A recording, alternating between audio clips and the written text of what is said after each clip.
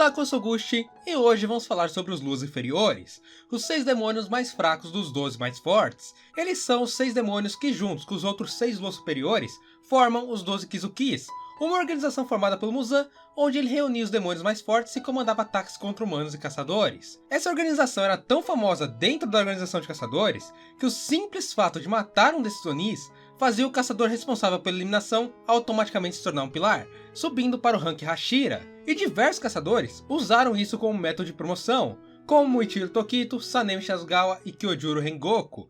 Todos esses assumiram a posição de pilar após matar um Lu inferior. Agora que você sabe o que é um Lu inferior e como eles são vistos pelos caçadores, tá na hora de você conhecer cada um desses demônios. Então, vamos ao vídeo!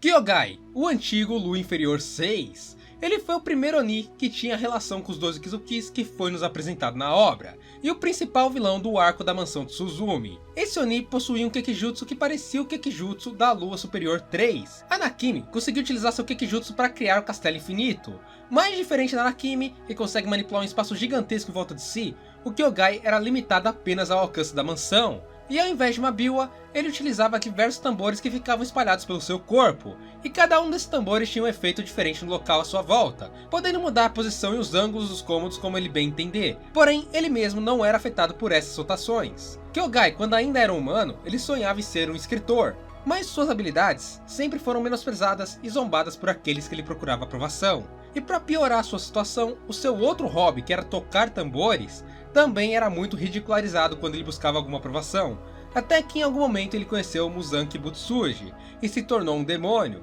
Apesar disso, ele ainda quis viver entre os humanos e continuou buscando por seus sonhos, mas novamente foi frustrado e ridicularizado, o que acabou causando a sua fúria. E a partir daqui, ele deixou de fazer coisas como humano e passou a trabalhar muito mais como um Oni, até alcançar a posição como Lu inferior 6. Mas com o tempo, Kyogai não sentia mais aquela vontade de comer humanos, o que significava que como Oni ele já estava chegando ao seu limite e não conseguiria mais evoluir. Então Muzan, vendo tudo isso, o expulsou dos 12 Kizukis e removeu o número do seu olho, levando Kyogai a ter uma séria obsessão em voltar a fazer parte do grupo dos 12 Kizukis. Então chegamos ao duelo dele com Tanjiro, que ironicamente foi causado justamente por causa que ele sequestrou uma criança de sangue raro. E foi nessa luta que pela primeira vez suas escritas foram reconhecidas por alguém, e também foi o momento em que ele foi exterminado, deixando sua existência depois de ser cortado pela lâmina Nichirin de Tanjiro.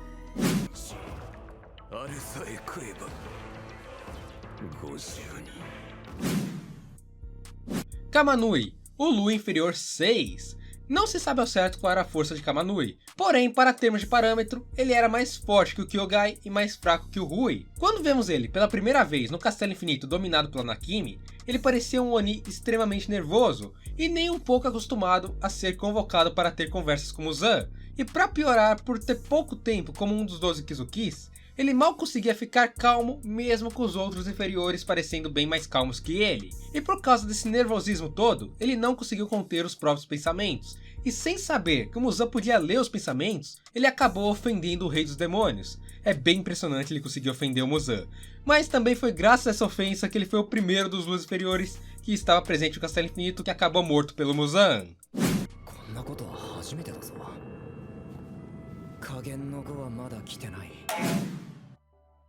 Rui, o Lu inferior 5. Rui nos foi apresentado no arco do Monte Natagumo. Ele foi o principal vilão do arco e também o primeiro dos 12 Kizukis que de fato havia entrado em conflito com o Tanjiro. Rui tinha um Kekijutsu baseado no uso de fios, como se fosse uma aranha, e as técnicas dele eram divididas em duas fases. Na primeira fase, ele utilizava teias normais, sem qualquer tipo de reforço com sangue, mas só essas teias já eram capazes de quebrar uma lâmina Shirin ou até mesmo cortar um caçador inteiro como se fosse presunto. E na segunda fase, ele utilizava um Kekijutsu de reforço, deixando as teias mais fortes, mais cortantes e com aspecto avermelhado, além de ganhar uma manipulação mais rápida delas. Ele foi capaz de subjugar o Tanjiro e de matar diversos caçadores de rank baixo durante o arco inteiro. Pode-se dizer que o Rui era um dos favoritos do Muzan, já que ele tinha autorização para recrutar outros demônios e com seu próprio sangue meio que transformá-los em seus familiares. E possivelmente, por causa de sua personalidade agressiva e imprevisível, Muzan acreditava que ele tinha um grande potencial de crescimento, e quando ele ainda era humano, o Rui nasceu muito fraco e mal conseguia andar e respirar, precisando sempre de uma atenção especial dos adultos, por causa que estava constantemente doente, até que ele é abordado por Muzan, o homem que dizia que lhe traria a solução. No fim, Muzan transformou Rui em um Oni. Quando os pais do Rui chegaram em casa, o filho realmente estava bem, porém havia matado uma pessoa usando a desculpa de que queria se alimentar.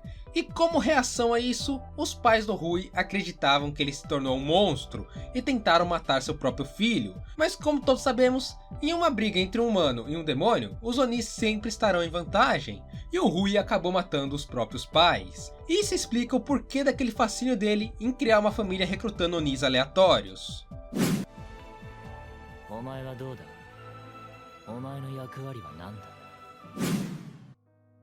Mukago, Lua Inferior 4. Ela é a única Oni dos Luas Inferiores que é uma mulher, e assim como o Lua Inferior 6 Kamanui, ela também acabou morta após ofender Muzan.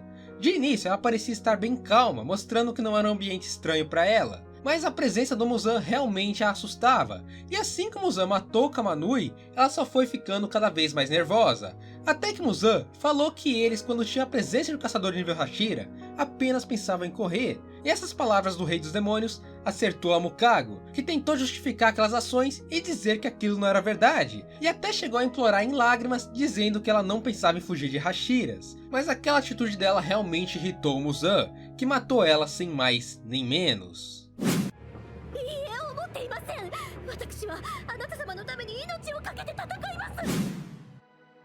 O Akuraba, Lua Inferior 3. Ele é o Oni que tomou a atitude mais sem noção durante a reunião no Castelo Infinito. Ele entrou em desespero, e graças a isso, bom, ele resolveu tentar uma fuga. Sim, ele literalmente tentou fugir do Muzan, o Rei dos Demônios, literalmente o cara que deu os poderes dele pra ele, e é bem óbvio que ele não chegou nem perto do que seria uma fuga. Na minha visão, o que ele fez foi passar vergonha, e foi o exemplo perfeito da força do Muzan, já que no momento em que ele começou a correr, em momento algum vemos algum movimento do Muzan, o que vemos é apenas a cabeça do Akuraba aparecendo na mão do Muzan, e foi assim que ele sangrou até morrer, sendo incapaz de se regenerar.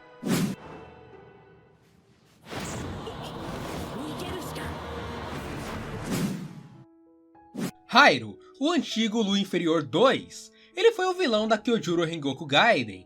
Ele era um Oni com um Kekijutsu voltado para as sombras, onde ele podia criar seres como lobos para caça e também armaduras e reforços para ataques.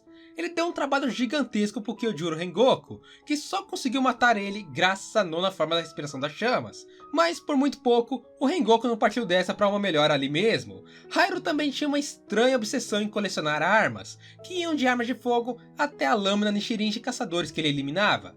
E ele também usava essas armas em batalha, e até mesmo com uma grande eficiência. Hairu, quando ainda era humano, ele era adepto das artes do Bushido, o que significa que provavelmente ele era um samurai e tinha excelentes habilidades com espadas, mas possivelmente teve todos seus amigos mortos por armas de fogo, e quanto a ele, acabou sendo salvo por Muzan, e por causa desses traumas com os amigos, ele passou a colecionar armas de fogo como um Oni. Hokuro, o Lua Inferior 2, mais um dos inferiores que estava no Castelo Infinito no dia em que Muzan dissolveu os Luas Inferiores. Hokuro teve a chance de se explicar para o Muzan, mas por causa de seu medo e desespero, ele acabou se enrolando, pedindo mais sangue a seu mestre e pedindo prazos não tão bem definidos. E como vocês estão cansados de saber nesse vídeo, o humor do Muzan nesse dia estava muito gostoso, e mais um Lua Inferior foi dormir mais cedo.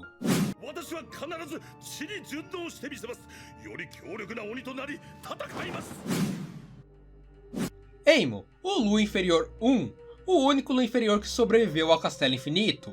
Muzan viu nele um potencial gigantesco, já que diferentemente dos outros inferiores, ele parecia estar se divertindo com os gritos e o desespero de seus companheiros. Ele chegou até mesmo a descrever aquela sensação como um sonho perfeito, e quando Muzan ameaçou matá-lo, ele agradeceu pelo Rei dos Demônios pessoalmente ir acabar com sua vida.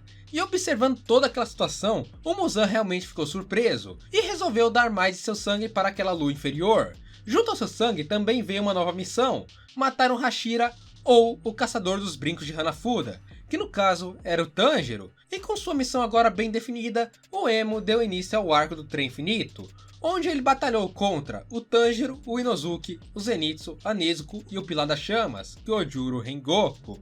O Gekijutsu do Emo era voltado para controlar os sonhos das pessoas, podendo criar sonhos bons e sonhos ruins, e ele também podia matar as pessoas na vida real através dos sonhos. E para isso, o Emo tinha preferência por utilizar outras pessoas, que ele torturava com a falta de sono para que elas entrassem no sonho de suas presas e destruíssem seus núcleos espirituais. Ele morreu pelas mãos de Tanjiro e Inosuke. Quando humano, ele era uma pessoa bem estranha e vivia confundindo a realidade com o mundo dos sonhos, até que um dia ele foi atacado pelo Muzan e seu sadismo salvou a sua vida, trocando a sua humanidade pela vida como Oni.